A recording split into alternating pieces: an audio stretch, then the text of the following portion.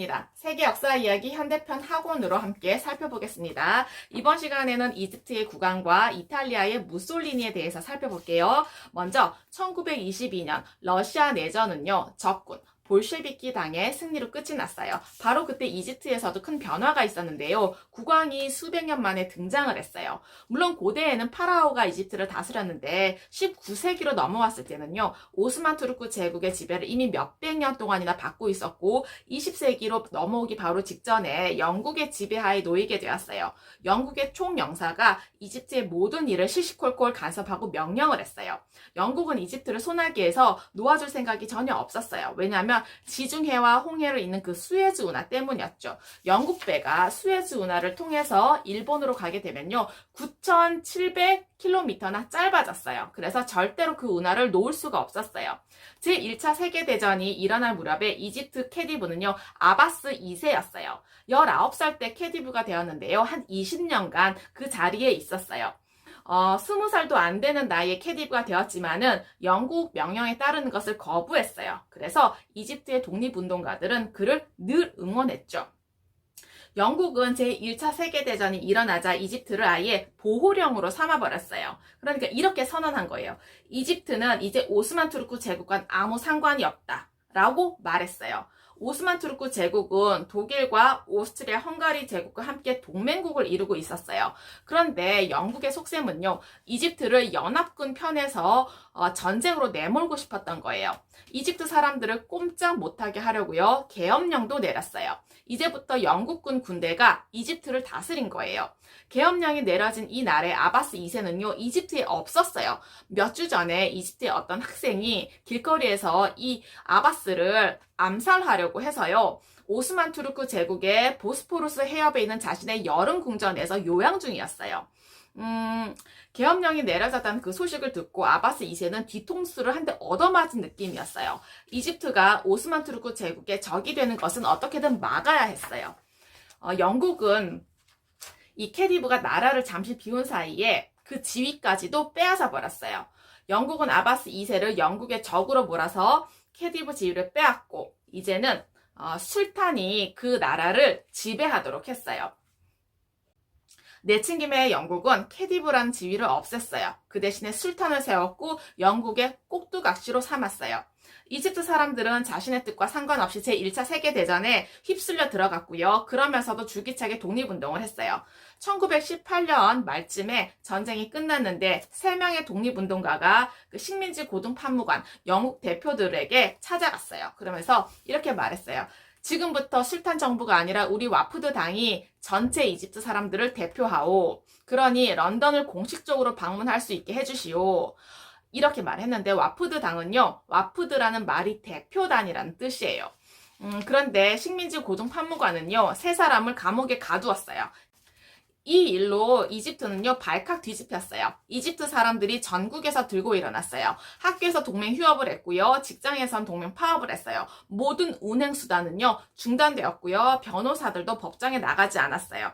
다음 해였던 1919년 3월 15일에 이집트 사람들과 영국군 사이에서는 전투가 벌어졌는데 1만 명이나 되는 이집트 사람들이 무기를 들고 일어났어요.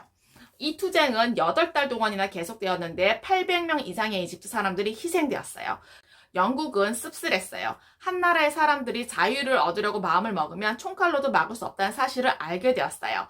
1922년 2월 28일에 영국은 이집트의 독립을 허용했어요. 그러면서 술탄 아흐메드 푸아드를 뜬금없이 국왕으로 앉혀놓았어요. 이렇게 해서 이집트는 입헌 군주국이 되었는데요. 입헌 군주국은 국왕 말고도 의회와 헌법이 있어서 국왕이 함부로 권력을 휘두르지 못하도록 하는 정치 제도를 가진 나라를 의미해요. 3월 16일에 술탄 아흐메드 푸아드는요, 국왕 푸아드 1세로 등극을 했어요. 그렇지만 이집트는 그때부터 다시 3가지 권력을 가진 싸움터가 되었어요. 와푸드당, 국왕, 영국. 네. 영국은 여전히 이집트를 틀어쥐고 있고요. 이집트 전 지역에서는 아직도 영국군 기지가 널려 있었고 이집트의 경찰과 군대도 영국군이 지휘하고 있었어요. 영국 총리는요, 이렇게 경고했어요. 우리 대영 제국은 우리 자신의 명령에 따라서 외부 세력을 물리칠 것이다. 네, 몇 해 동안 이 세 세력은요, 주도권을 놓고 서로 물고 뜯으면서 싸웠습니다.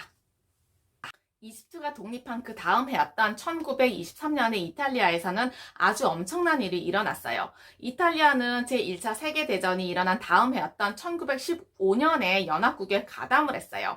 이탈리아 군인이 약 70만 명이 죽었어요. 전쟁이 끝나면서 비토리오 오를란도라고 하는 이탈리아 총리도요, 베르사유 궁전으로 달려갔어요. 한 목소리 내려고요. 그런데 그 기대는 물거품이 되었어요. 영국 총리와 프랑스 총리가 막아서는 바람에 말도 못했어요. 이탈리아는요, 두 나라의 불신을 샀어요. 왜냐하면 전쟁이 일어나기 전에 이탈리아는 독일과 오스트리아 헝가리 제국과 삼국 동맹을 맺었어요. 비밀 협정인데요. 한 나라가 전쟁을 치르게 되면 다른 두 나라가 거들기로 했던 거예요.